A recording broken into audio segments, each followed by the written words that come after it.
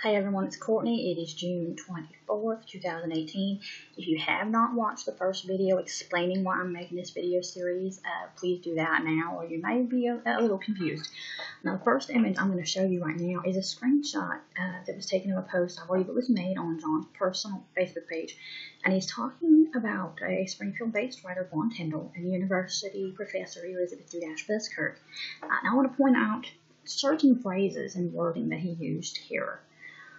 Because it seems, if somebody calls somebody a name, you don't really think much of it. But when they start calling a bunch of people names, you kind of do get really curious about what's going on. So what we have here is John's post. It was screen captured on my phone.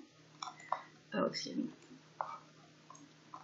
Where he's talking about people claim their proof is whatever they imagine, and everything's in everybody's head. Their proof is whatever they imagine. Thank you, John. That's your opinion. He goes, have you noticed here, the same people never apologize or recant after I rebut them with evidence. Where is your evidence of some of these things? They never do because they are not morally or intellectually honest. Okay, again, opinion, but he says he backs up his campaign with facts. So where is his facts that people are not morally or intellectually honest? Now, the second screenshot is of a conversation between John and several constituents, including Michael Bauer. And the first thing you're going to see here is John calling Michael obtuse and dishonest. Okay, not sure what was going on before that, but, he comes down here and he says, so John, how am I being obtuse and dishonest? In the next screenshot, Michael Bauer goes, I've literally asked you the same question 3 times. I'm not sure what you're trying to do here. How am I being obtuse and dishonest? Please try to answer my question this time, instead of replying with condescending doublespeak. And John says, Michael, Richard Craig explained why, so see his comments above. And since you have no further questions, thank you, and I'm going to go about my business. Okay, so instead of answering questions, he decides to tell his constituents to go see somebody else's comments.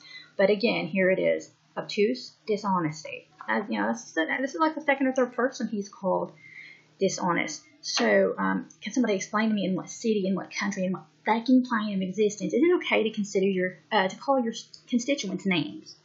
That is definitely not something that a leader should do.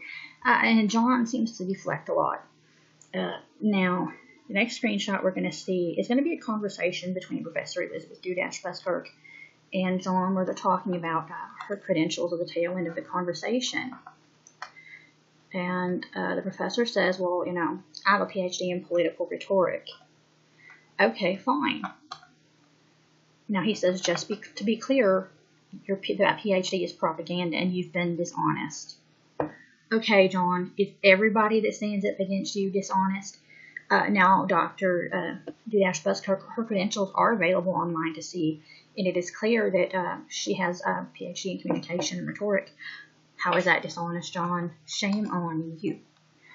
Alright, so this next thing here is going to be more of John calling people names. This was a screenshot that I think originally appeared on his personal webpage. He posted it somewhere, and multiple people have sent this to me, where he's calling Springfield writer Vaughn Tyndall a wannabe journalist, and then saying that she has less than an associate's degree of training, and then he goes and compares her training to his. Okay, a wannabe journalist with less than an associate's degree. John, you are calling people names again. Wannabe journalist. And not only that, you start belittling somebody by comparing their education to yours. You know what? Bill Gates didn't even finish college. And look what he accomplished. You can have years and years of education, and it's how you apply it in the end that matters. Not how many years that you have spent in the field.